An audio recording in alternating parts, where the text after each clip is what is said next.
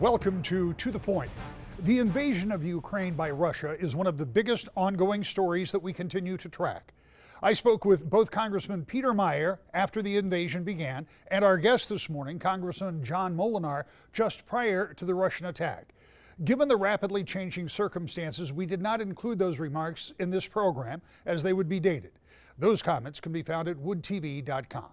This morning, you'll hear from Congressman Moolenaar, a Midland Republican, about the last 14 tumultuous months in Washington and the impact of new congressional districts. Congressman, it's been over 20 years since I worked on Capitol Hill, and it has changed a lot in 2 decades. But it's changed a lot in the last 14 months. I think back to January 6th of last year to today. And I haven't been back to DC, but as I watch as an observer, it seems really changed. I'm told even if I were to go back, I couldn't get into a House office building without some kind of a special clearance, which was never the case before. From your perspective, you've been there a while. How much has this last year and a half changed in DC? Well, unfortunately, it's a very shut down environment. Part of that was due to COVID, and there were the speaker imposed a lot of, basically guidelines that said you have to wear masks everywhere. Unfortunately, because of January 6th, she also said we have to go through metal detectors. And so it's really, the climate there has not been positive. When you think of Congress, it's about congregating, it's about working together on behalf of the American people. And this kind of limiting the public's access to the Capitol has really been unfortunate. And I'm looking forward to the day when it opens up completely. We're able to meet, we're able to have families come, tour the Capitol, see the sights in Washington, D.C., and get away from this situation that we currently have right now. How hard is it in the environment? And there are 2 things that are going on. One is Democrats have a very narrow majority in the House. Haven't looked at the latest, but the last time I checked, it was 5. And over in the Senate, it's 50-50. So how hard is it, from your position as a member of Congress, to get a piece of legislation considered in the Democratic-led House? Or how hard is it to get bipartisan cooperation or get somebody to sign on with something that you want to do? Well, fortunately, a lot of members are trying to work together. For instance, I have legislation on expanding access to the internet, especially for our rural communities, and that has strong bipartisan support. We have to have the Speaker bring the bill up for consideration, and I'm hoping we can either have that happen directly as a standalone bill or part of another package. But there are areas where there's cooperation. Unfortunately, it has been a very partisan environment, and the legislation has not been bipartisan, and so not much has been done in this session. We're going to come back and talk about the broadband thing, because that has been the promise of some of this government spending that we've been talking about. But even starting back in the Trump administration, the COVID response from the federal government was largely about pushing out large sums of money and increasing the national debt. How concerning is it for you to see, and I should be clear that something needed to be done, and the government's response can only be, there are only so many things that can be done, but nonetheless, there's a big bill to pay at the end of the day. How much does that bother you? Well, it bothers me tremendously when you look at the trillions of dollars that have been spent. I supported the CARES Act, which was something that at the beginning of the pandemic we used to help people who were laid off through no fault of their own. Making sure that businesses didn't go under, the Paycheck Protection Program, getting resources out to hospitals, making sure they had the equipment they need, Operation Warp Speed, which developed new medicines. Those were all good investments, I think, in dealing with the situation. This last March, when $2 trillion was just shoveled out the door, it simply was not effective in addressing the COVID situation and has added to the national debt. I think it's also been a large contributor to inflation. Even Stephen Ratner, who was President Obama's advisor, has said that this is a large driver of inflation. And so that was a straight party line vote. I voted against it. All the Republicans voted against it.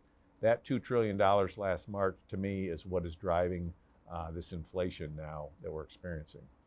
Well, if that's the case, I would assume it's been about a year, so I would assume much of that money has already been pushed out from the individual, who is spending the money. So does that suggest that inflation is going to start tapering off? I mean, or do we think there's still a lot of that money that hasn't been spent? I think there's still a lot that states and local governments are trying to understand what the criteria are and how to spend. And so I think there will be more spending. The other major driver is the regulatory policy when it comes to energy. The Biden administration's energy policies are really driving up the cost of energy, whether it's at the pump, heating our homes. That also makes groceries more expensive because when you think of the entire supply chain, that drives up costs there as well. And you add to that these vaccine mandates that have people, walking off the job. It's really a combination of things that is driving this inflation, and I don't see an end near in sight right now until we change course.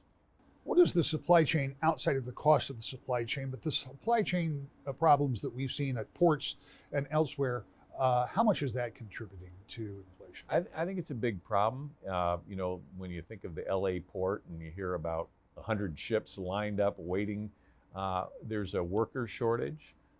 There are all sorts of problems that need to be addressed, and we simply need to have those products.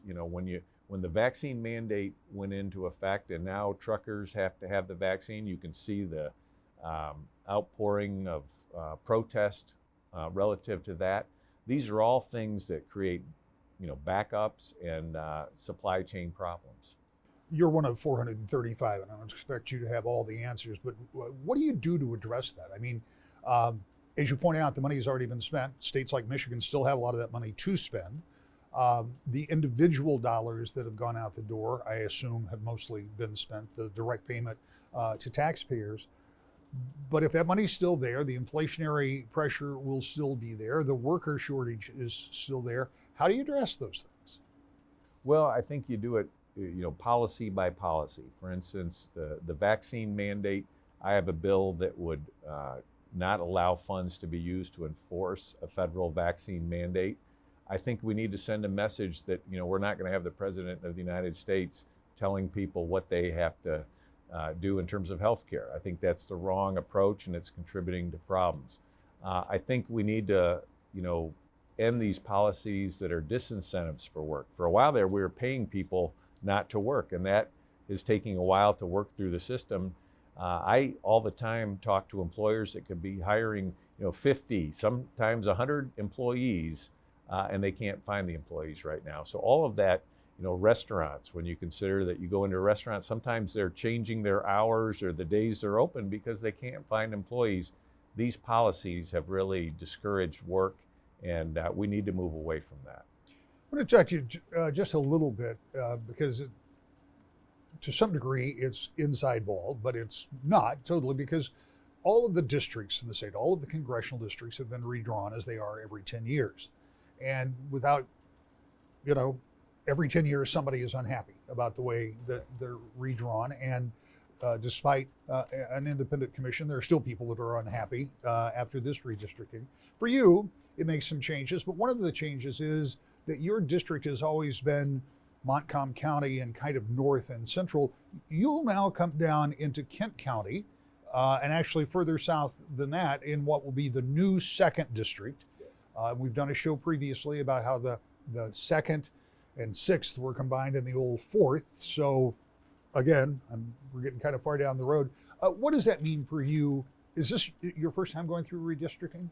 It is on the congressional level. Yeah, right, and, right. And I'm excited about the new district. The new 2nd district has 20 counties. I've currently represent about half of those counties.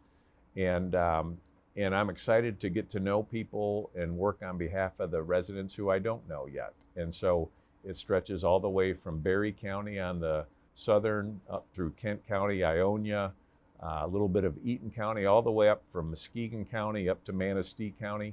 The parts that I have represented are, Montcalm County and Mecosta County, Wexford County. So I've represented a good portion of it, but I'm very excited to work for every vote in the new counties. One more question, we'll get off elections, but Sure. this is going to be a major election no matter how you slice it. Here in the state of Michigan, all the districts have been redrawn for not just Congress, but for the House and Senate Sure. seats, and around the country that is the case. So those House and Senate seats that we maybe would have looked at and said, well, we think this is reliably Democratic district or a reliably Republican district, we really don't know. They haven't been tested yet. Right. So there may be a lot of competitive contest out there, and that means there's going to be a lot of pressure on a lot of people to raise a lot of money and do a lot of campaigning. Is this going to be a more difficult cycle, do you think, for candidates, or is this just part of what it is? I think it's part of what it is, and people will be having new areas to get to know. And to me, that's one of the fun things about politics and campaigning, where you get a chance to get to know new communities, you get to learn the issues that are of concern, what's on the mind of the voters, because at the end of the day, you want to be an effective representative. And to do that, you have to be out there meeting people. And so there will be a lot of new lines drawn. I know it's very confusing for people right now in terms of which district they're in, who they have the opportunity to vote for. I think that'll become clearer over time. But yes, it's a new ball game, and personally, I'm very excited about the new 2nd Congressional District. Of course, those new districts will impact every member of Congress and guarantee that one of Michigan's current delegation will not return to Washington as we drop from 14 to 13 members because of population shifts. Democratic Congresswoman Brenda Lawrence from Southfield has already announced she will not seek re-election, and 2 sitting Republican members, Upton and Huizinga, have been drawn into the same district, meaning one of them will not be in Congress at the beginning of the new year. When we come back, Congressman Moolenaar talks about border security and what he thinks it would take to get real immigration reform. Next, To the Point. Welcome back to the Point. In what has been a busy and sometimes unpredictable year, one issue that hasn't always been news of the day continues to be problematic for some in Washington.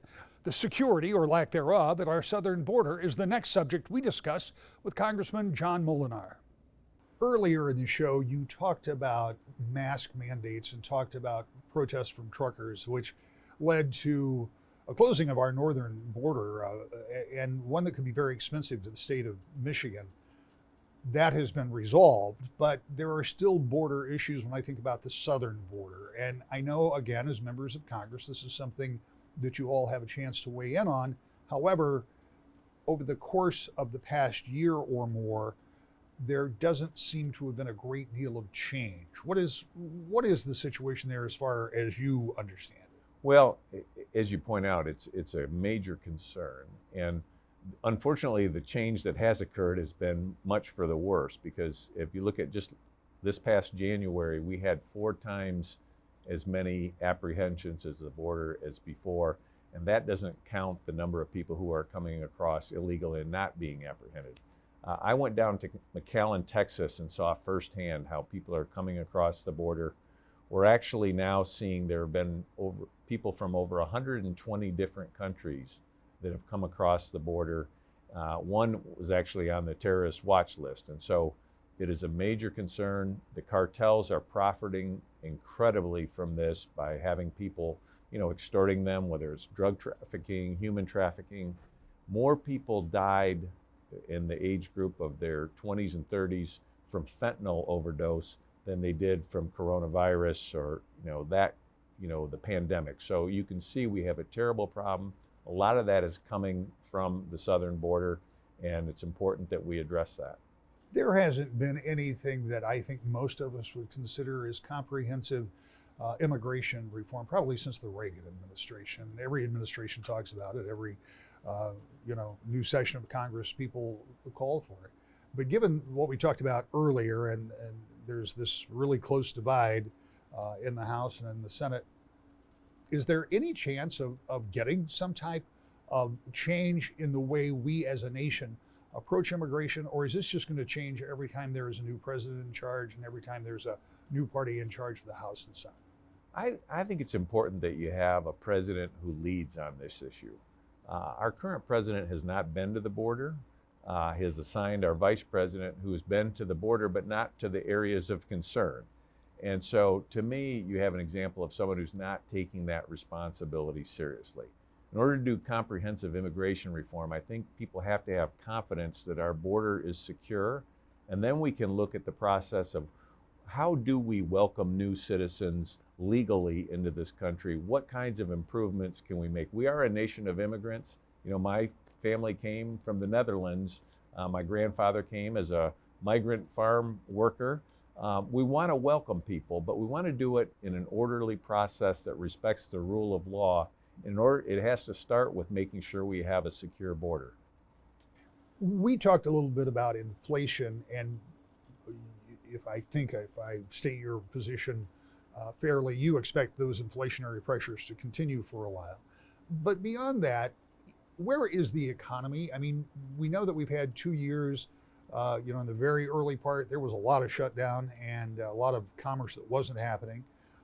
Things opened up, but we have the supply chain and all of the other things. Are we poised to get back to something that looks like, I hate to even use the word normal, or will the pandemic and the ensuing problems that have gone along with it fundamentally change the way our economy looks? You know, I'm very concerned about right now the labor shortages, and we need to keep preparing people for the workforce, for the jobs that are out there. You look at the skilled trades, there are tremendous opportunities for people, and we need to keep preparing people for the jobs that are there, that are good paying jobs. Some of these policies, though, in terms of against oil and gas, against all the forms of energy that we need in terms of manufacturing and job growth, these policies are really discouraging investment in this state. And to me, it's important that we prepare people for these jobs, work with community colleges, programs that get people ready for work. We incentivize work. That's the other thing that's going to be really important, because the jobs are there. But in order to grow the economy, we need to have the workforce. I want to talk about the other side of spending, and that is, we talked for a little bit about how much money the federal government has used in terms of COVID response. And again, it's over 2 presidential terms, and some of it was bipartisan in spending, some of it was not. But the money is out there, and one of the things that has been a promise, or at least a wish, on so many people that I've talked to, is that some of that money could be used to make sure broadband is accessible for people everywhere, because it's really easy when you're sitting right here. I've got all the service that I need for whatever device I want, but you don't have to drive too far until we're along the countryside where it could be pretty spotty. I know a lot of your district that you represent, and frankly, most of the districts in the state have large areas where you just can't get reliable internet. You have proposed what you believe would be a solution. Tell me what that would do. Sure. Well, what it is complementary. We've invested a lot through the appropriations process on building fiber out, and there's been a lot of improvement on that, but unfortunately that's not going fast enough and far enough. So what my bill, the Boost Act, does is offers a tax credit that incentivizes the demand side. So it gives people up to a $300 tax credit to purchase equipment that would actually, like a mobile hotspot or something that would enable access to wireless technologies. It's, there's a lot of good work being done putting fiber in the ground, but when you get to some areas, it's right now not cost effective. And, when you think about the good work that the cooperatives are doing, through their customers, when you look at the different technology companies, at the end of the day, you want to make sure that we can reach everybody. And some places just right now aren't cost effective, and that's where the tax credit comes in to empower the customers. One of the things that was demonstrated, I mean, a lot of our frailties in our healthcare system, maybe even in some of the regulatory challenges, were kind of highlighted during the pandemic. But maybe above all, the one thing that people found out that they may not have known is how important having that internet signal could be when so many kids were home, not going to school. And there are vast swaths, there are millions of people that don't have access, and still more that don't have access because of the cost. I mean, there are a lot of tentacles to this. How big of a problem is it? And I'm that typical taxpayer. I want everything done right now. So, I mean, how long does it take to address that? Well, I think it's something, as you point out, it's a real quality of life issue. It's vital infrastructure, whether it's telemedicine, seniors who benefit from that, students who are learning, quality of life, workforce, people working remotely. We saw the need for that up front. A lot's being done, building fiber out, but ultimately the cost benefit for companies isn't quite there. So that's where you need the government funding that helps support this as vital infrastructure. I'm optimistic that if we can pass the Boost Act, if we can continue, the farm bills coming up this next legislative session, I think we'll do more to help rural areas in the farm bill. But it's not happening soon enough, and we just need to keep the ball rolling. You talk about the Farm Bill and talking about rural areas. That's another area that we've seen during the pandemic. They've really been hit hard. I mean, it wasn't as though there weren't some struggles in smaller communities, but this has really been tough on them. And again, you represent a district that has a lot of those. Is the Farm Bill someplace where you might add some backfill, some support to some of these small, more rural communities that service agriculture? Yeah, I think, when it comes to rural development, that's a big part of, making sure that communities have accesses to a fire truck and different things, just basic things that, the Farm Bill can help with. Michigan has the second most diverse agriculture next to California. And so, there are a lot of considerations. Fortunately, we have the Great Lakes, we have abundant water. Michigan is really a strong agricultural state. The Farm Bill helps, put guidelines in place in terms of the federal response to help promote our agricultural economy. And I'm excited. I'm on the Agriculture Subcommittee, and we'll be implementing the Farm Bill as it's written in this next session. Final question. We've talked about some components of this. We know that there is a good deal of partisan division in Washington. We also know it's an election year. So here we sit as we move almost into March. And the question for you is, and the rest of your colleagues, is there any chance of getting real formative, important legislation done this year, or is it going to be marked off to one of the biggest elections we've seen for a long time? Right now we're in the process of appropriations. We're under a 3-week continuing resolution. Now the good news of that is that it's not spending more and more in dollars of federal government. It's kind of keeping on the same budget as last year. The bad news of that is it has not allowed flexibility for our military and others to spend with new investments or programs that would help our defenses. And so my hope is that in the next 2 weeks, we could come to some kind of a bipartisan agreement that would say, okay, let's put our spending plan in place that would help support the armed forces, making sure they have what they need, but also keep the line on spending and then get into the next cycle. But we're under this continuing resolution right now for the next few weeks, and hopefully that can get resolved. As for that continuing resolution, it will expire March 11th, and that means a lot of negotiation and compromise would have to take place in a short period of time in a very divided House and Senate. It seems likely that another CR is on the horizon in Washington, but we'll be watching for any budget progress. I'll be back to the point.